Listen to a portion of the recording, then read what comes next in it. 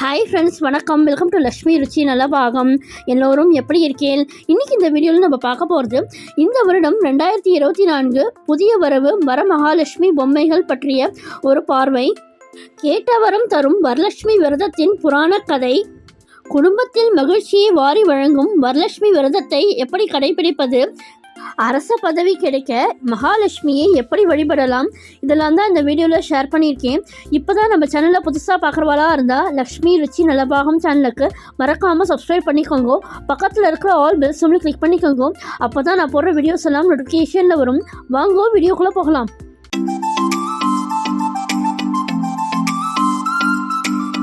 இன்றைக்கி இந்த வீடியோவில் நம்ம பார்க்க போகிறது இந்த வருடம் வரமகாலட்சுமி ஃபெஸ்டிவலுக்காக வந்திருக்கிற புதிய வரவு அம்பாளுடைய ஐடல்ஸு. ஒரு சூப்பரான ஷாப் பற்றியும் உங்கள் எல்லாரோடையும் ஷேர் பண்ணிக்க போகிறேன். இந்த ஷாப்பில் பார்த்தீங்கன்னாக்க நமக்கு எல்லா விதமான பூஜா ஐட்டம்ஸும், மேரேஜ் ஐட்டம்ஸு, ஹோல்சேலில் பேப்பர் கிளாஸு, பிளேட்ஸு, ஆயுர்வேதிக் மெட்டீரியல்ஸும் நமக்கு இவாள்கிட்ட கிடைக்கிறது. அந்தந்த ஃபெஸ்டிவலுக்கு தகுந்த மாதிரி சீசனல் வெரைட்டிஸில் இவாள்கிட்ட நமக்கு எல்லாமே கிடைக்கிறது. இந்த ஷாப்போட ஃபுல் அட்ரஸ், டீட்டெயில்ஸ், லேண்ட்மார்க்கு இந்த வீடியோவோட எண்டில் ஷேர் பண்ணியிருக்கேன். ஸோ வீடியோவை ஸ்கிப் பண்ணாமல் பாருங்கள், ரொம்பவே யூஸ்ஃபுல்லாக இருக்கும். இந்த ஷாப்பில் பார்த்தீங்கன்னாக்க நமக்கு அம்பாளுடைய ஐடல்ஸு எல்லா விதமான ப்ரைஸ் ரேஞ்சஸ்லேயும் ரீசனபிளாக கிடைக்கிறது. இவா கிட்டக்க வரமகாலட்சுமி ஐடல்ஸ் எல்லாமே சின்னதுலேருந்து பெருசு வரலையும் நமக்கு எப்படி வேணுமோ அதுக்கு தகுந்த மாதிரி நமக்கு ப்ரைஸ் ரேஞ்சஸில் நம்ம வாங்கிக்கலாம். இவாள்கிட்ட இருக்கிற ஐட்டம்ஸ் எல்லாமே ரொம்பவே யூனிக்காகவும் இருந்தது. இந்த வரமகாலட்சுமி ஃபெஸ்டிவல் மேலா வீடியோ 2 பார்ட்டாக ஸ்ப்ளிட்டப் பண்ணியிருக்கேன். பார்ட் 1ல் நமக்கு இந்த ஷாப்பில் என்னென்ன ஐட்டம்ஸ் எல்லாம் கிடைக்கிறதுங்கிறதையும், வரலட்சுமி விரதம் உருவான புராண கதையையும், அம்பாலை நம்ம எப்படி வழிபடணுங்கிறதையும் ஷேர் பண்ணியிருக்கேன். அம்பாலை டெக்கரேஷன் பண்ணுறதுக்கு எல்லா விதமான அலங்கார பொருட்களும் சின்னதுலேருந்து பெருசு வரலையும் இவாள்கிட்ட ரொம்பவே யூனிக்காக இருக்குது. எல்லா விதமான ஐட்டம்ஸும் ரொம்பவே அழகாகவும் இருக்குது. அம்பாளுடைய ஐடல்ஸ் எல்லாமும் ரொம்பவே டிஃப்ரெண்ட்டாக யூனிக்காக அழகாக இருக்குது. இவாள்கிட்ட டெக்கரேஷன் ஐட்டம்ஸ் மட்டும் இல்லாமல் ஃப்ளவர் கார்லேண்ட்ஸ்லாமும் ரொம்பவே சூப்பராக இருக்குது. இந்த வீடியோ ஸ்பான்சர் வீடியோ கிடையாது. வரமகாலட்சுமி ஃபெஸ்டிவல் வருதுன்ட்டு நான் விசிட் பண்ண ஷாப்பை உங்கள் எல்லாருக்காகவும் பர்ச்சேஸ் பண்ணுறதுக்கு யூஸ்ஃபுல்லாக இருக்குமேனுட்டும் ஷேர் பண்ணியிருக்கேன். நீங்கள் பெங்களூரில் இருக்கவாளாக இருந்தால் கண்டிப்பாக இந்த ஷாப்பை விசிட் பண்ணி பாருங்கோ. நான் இந்த ஷாப்பில் என்னென்ன ஐட்டம்ஸ்லாம் இருக்குன்னுட்டு முக்கால்வாசி கவர் பண்ணியிருக்கேன். இதோட ப்ரைஸ் ரேஞ்சுன்னு பார்த்தீங்கன்னாக்க சில ஐட்டம்ஸ்க்கு வரும் இந்த வீடியோலையே. இவா கிட்டக்க வரமகாலட்சுமி ஃபெஸ்டிவலுக்காக ஃபுல் செட்டப்போடையும் வித் டெக்கரேஷன்ஸோடையும் அம்பாளுடைய ஐடல்ஸ் கிடைக்கிறது. செப்பரேட்டாகவும் நமக்கு கிடைக்கிறது வித் ஸ்டாண்டோட. அம்பாளுடைய ஐடல்ஸ் ஒவ்வொன்றும் பார்க்குறதுக்கு ரொம்பவே அழகாகவும் அம்சமாகவும் இருந்தது. இப்போ நம்ம பார்த்துட்டு இருக்கிறது ஒரு ப்ளூ கலர் சாரியில் வித் ஸ்டாண்டோட தேங்காயிலேயே அம்பாலை டெக்கரேட் பண்ணியிருக்கா.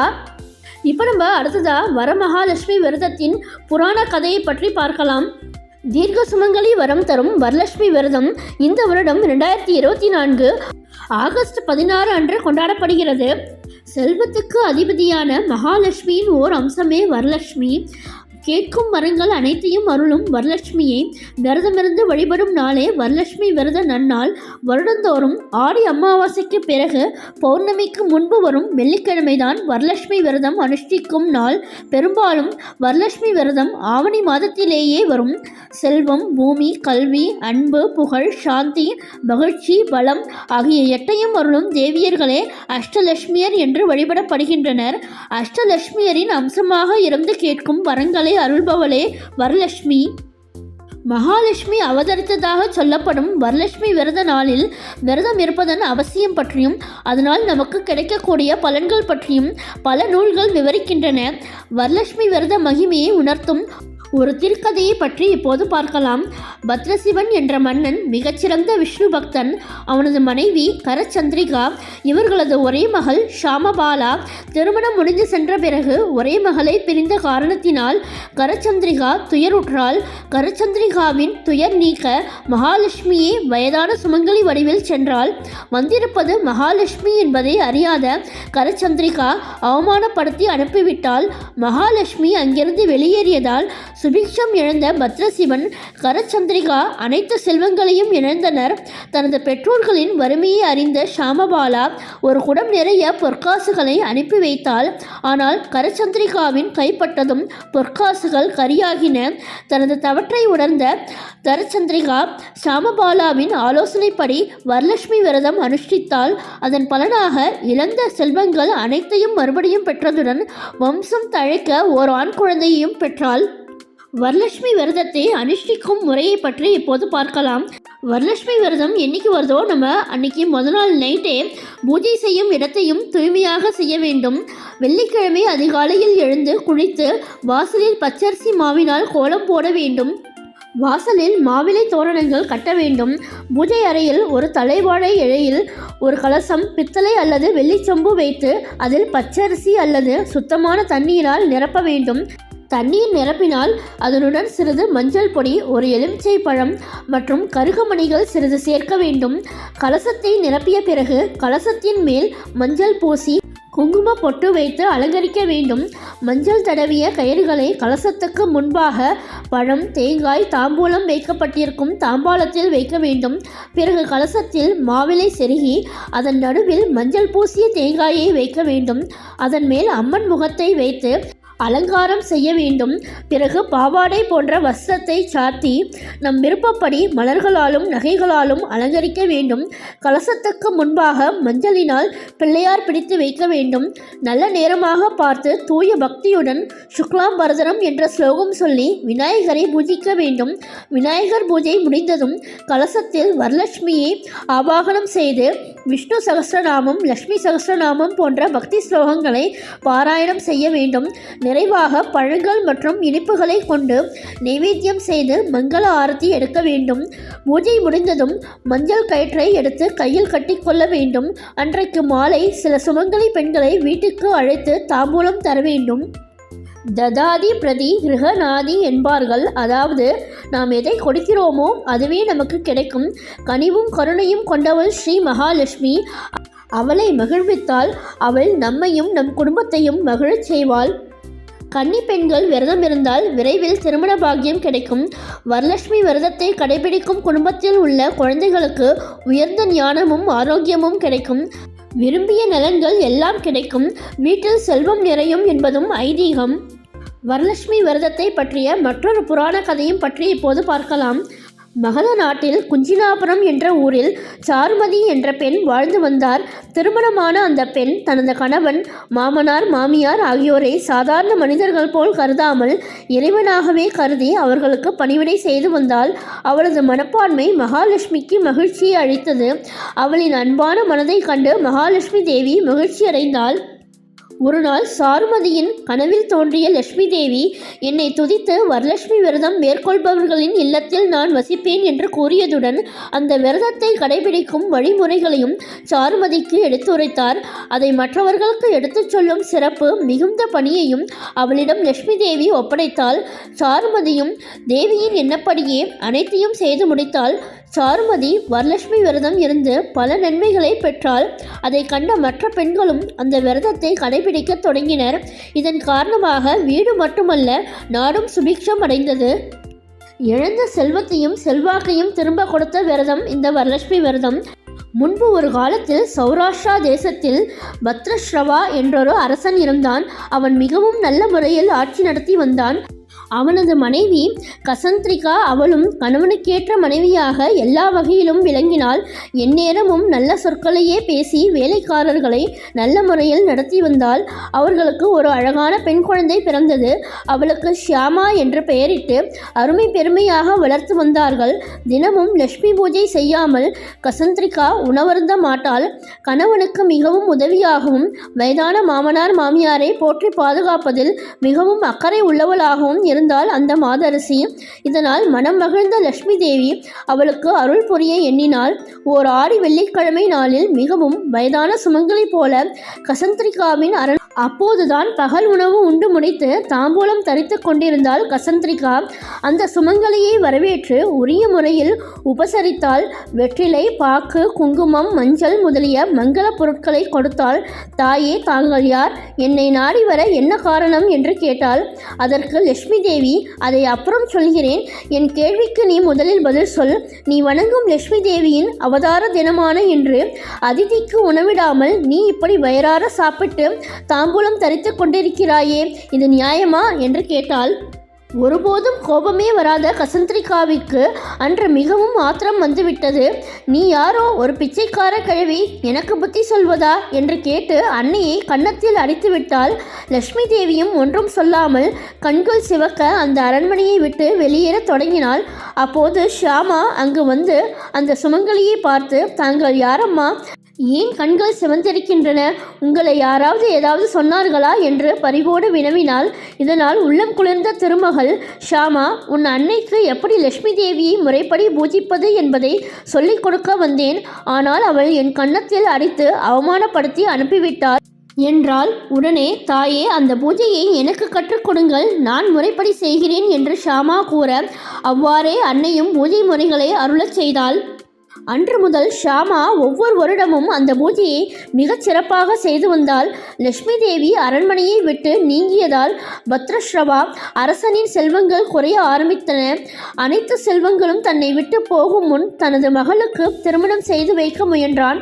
ஷியாமா வருடந்தோறும் வரலட்சுமி பூஜை செய்து வந்த பலனால் அவளுக்கு அவளை போற்றி பாதுகாக்கும் கணவனாக மாலாதரன் என்ற மன்னன் வாய்த்தான். ஷியாமா கணவன் வீடு சென்றாள். பத்ரஸ்ரவாவின் எதிரிகள் அவனையும் அவனது மனைவியையும் நாட்டை விட்டு துரத்திவிட்டு ஆட்சி அதிகாரத்தை பிடித்து கொண்டனர். நாட்டை விட்டு வெளியேறி காட்டில் அலைந்தனர் இருவரும். தன் பெற்றோரின் நிலை ஷியாமாவை மிகுந்த வருத்தத்துக்குள்ளாக்கியது. அவர்களை தன் நாட்டுக்கு அழைத்து உணவிட்டு காத்து வந்தாள். ஒருமுறை அவள் ஒரு குடம் நிறைய பொற்காசுகளை போட்டு தனது தாயிடம் கொடுத்து, இதை வைத்து பிழைத்துக் கொள்ளுங்கள் என கூறினாள். கசந்திரிகா தொட்டதும் அந்த பானையில் இருந்த தங்க காசுகள் எல்லாம் கரிகளாக மாறிப்போனது. இதை கண்ட ஷியாமாவுக்கு அப்போதுதான் தன் தாய் அந்த சுமங்கலியை அவமானப்படுத்தி அனுப்பிய நிகழ்ச்சி நினைவுக்கு வந்தது சாதாரண மானிட பெண் இல்லை, அந்த மகாலட்சுமியே தான் என்று உணர்ந்து அதை தன் தாயிடம் கூறினாள். தன் தவறை உணர்ந்த கசந்திரிகாவும் வரலட்சுமி பூஜை முறையை தனக்கு கற்பிக்குமாறு கேட்டுக்கொண்டாள். அன்றைய தினம் முதல் கசந்திரிகாவும் வரலட்சுமி பூஜையை முறைப்படி செய்து வந்தாள். அதன் பலனாக அவள் கணவன் தைரியலட்சுமியின் அருள் பெற்று வீரத்துடன் படை வீரர்களை சேர்த்து கொண்டு சென்று எதிரி மன்னனை வீழ்த்தி மீண்டும் முடிசூடினாள். இழந்த செல்வங்கள் வைபவங்கள் அனைத்தையும் திரும்ப பெற்றாள். கசந்திரிகா மீண்டும் மகாராணியாக வாழ்ந்து வந்தாள். வரலட்சுமி விரதத்தை பற்றி தேவலோகத்தில் எழுந்த சந்தேகத்தை பற்றி இப்போது பார்க்கலாம். சித்ரநேமி என்றொரு தேவகுல பெண் இருந்தால் அவள் நடுநிலை தவறாதவள் என்று பெயரெடுத்தவள்.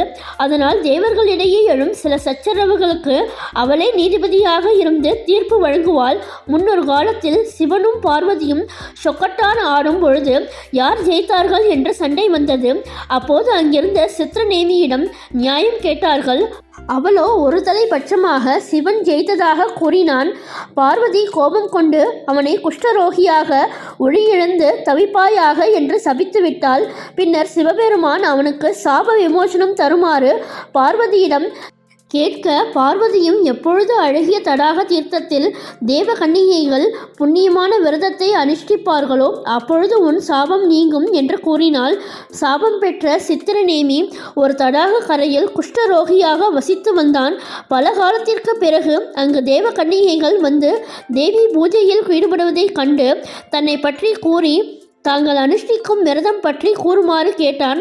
அவன் மேல் பரிதாபம் கொண்ட கன்னிகைகள் தாங்கள் அனுஷ்டிப்பது வரலட்சுமி விரதம். சூரியன் சிம்மத்தில் இருக்கும்போது கங்கையும் யமுனையும் சேரும் காலத்தில் துங்கபத்ரா நதிக்கரையில் ஸ்ரவண மாதத்தில் சுக்லபட்சத்தில் வெள்ளிக்கிழமையில் முறைப்படி மகாலட்சுமியை பற்றியதான் இந்த விரதத்தை தொடங்க வேண்டும் என்று விரதம் பற்றி கூறினார்கள். அவர்கள் செய்த பூஜையை கண்ட சித்ரநேமிக்கு குஷ்டம் நீங்கி மீண்டும் கைலாயம் சென்றால். பார்வதி தேவியும் இந்த விரதத்தை அனுஷ்டித்து சண்முகரை பெற்றாள்.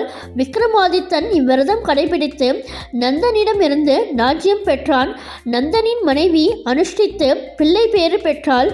இந்த கதைகளை வரலட்சுமி விரதம் இருக்கும் நாளில் வயதான சுமங்கலி பெண்களின் வாயால் சொல்ல கேட்பது குடும்பத்தில் சுபிட்சத்தை வரவழைக்கும், செல்வ வளமும் பெருகும். வரலட்சுமி விரதத்தின் போது பெண்கள் கடைபிடிக்க வேண்டிய சில பூஜை விதிகளை பற்றி பார்ப்போம். வரலட்சுமி நோன்பு பல்வேறு சாஸ்திர சம்பிரதாயங்கள் நாம் ஏன் பின்பற்றுகிறோம் என்றே தெரியாமல் கடைபிடித்து வருகின்றோம்.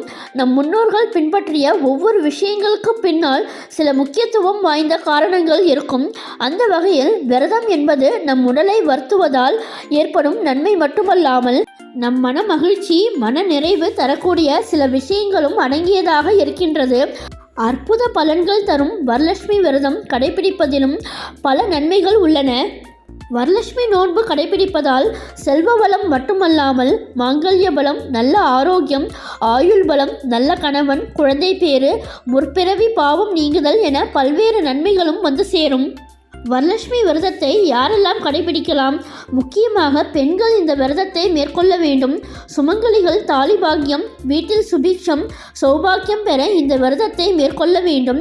இந்த விரதத்தை கடைபிடிக்கும் கன்னி பெண்களும் உடனிருந்து மஞ்சள் சரட்டை கட்டிக்கொள்ளலாம். மறுநாள் அம்மனுக்கு ஆரத்தி காட்டி பின்னர் கலசத்தை அரிசி வைத்திருக்கும் பானையில் வைக்க வேண்டும். மாதவிலக்கான பெண்கள் என்ன செய்ய வேண்டும்?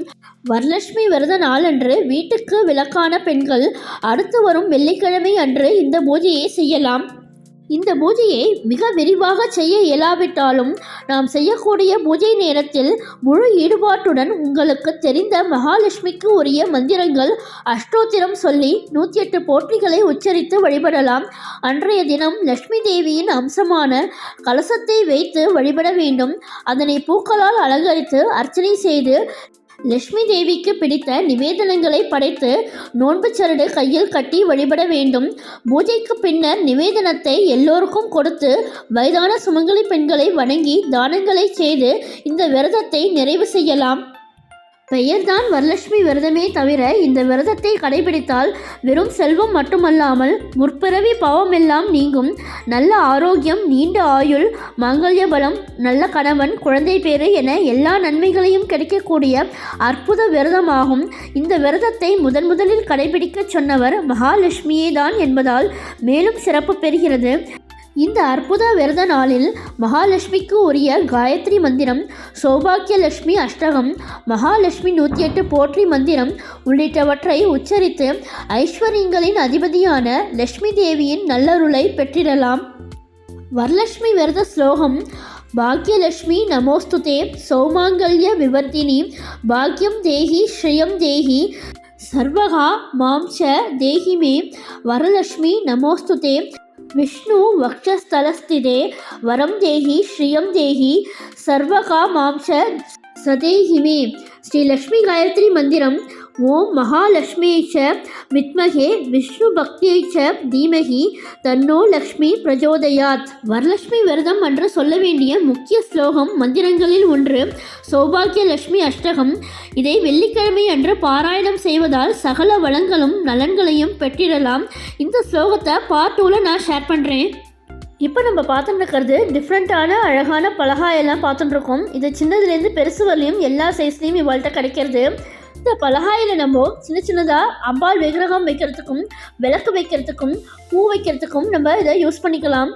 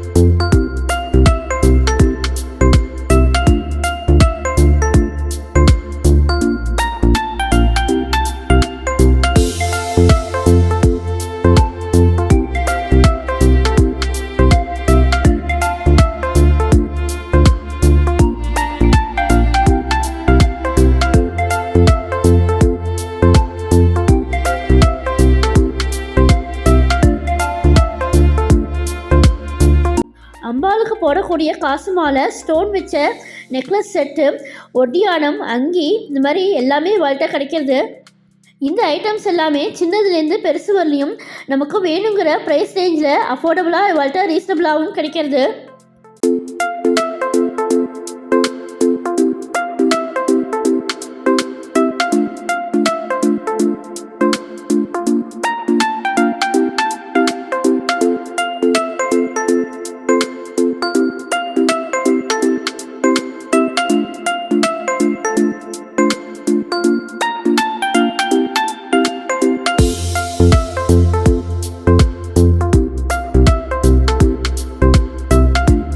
இவாள்கிட்டக்க தோரணம், இந்த பூ மாலை எல்லாமும் ரொம்பவே அழகாக யூனிக்காக இருந்தது. அம்பாளுக்கு பாவடை, கோல stickers, artificial flowers, flower pots இதெல்லாமும் ரொம்பவே அழகாக கிடைக்கிறது. நீங்கள் பெங்களூரில் இருக்கிறவாளாக இருந்தால் கண்டிப்பாக இந்த ஷாப்பை ஒரு தடவை விசிட் பண்ணி பாருங்கோ.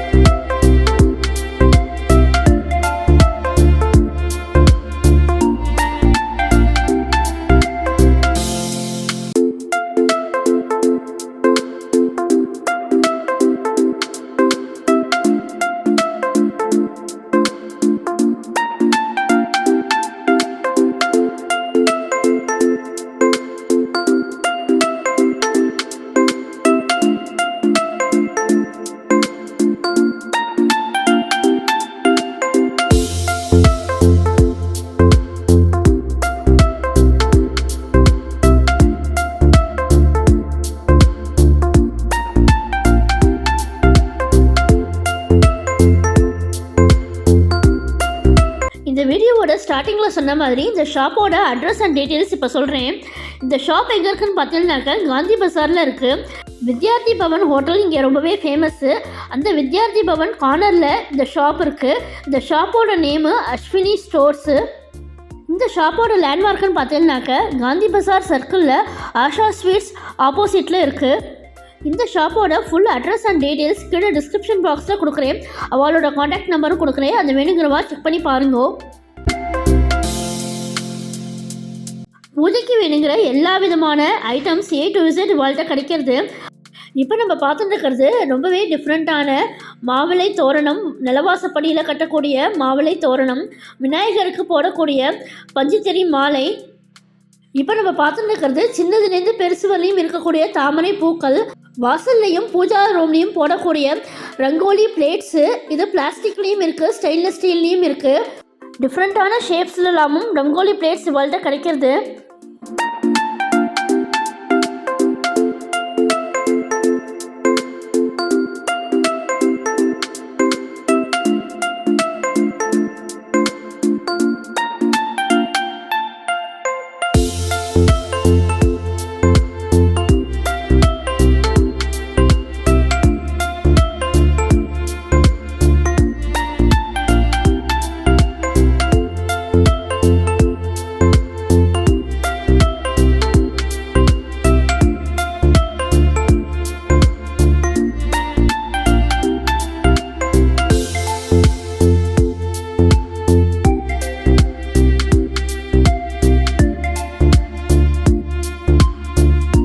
இந்த வரமகாலட்சுமி ஸ்பெஷல் வீடியோ பிடிச்சிருந்தா உங்கள் ஃப்ரெண்ட்ஸ் அண்ட் ரிலேட்டிவ்ஸோடு ஷேர் பண்ணிக்கோங்க.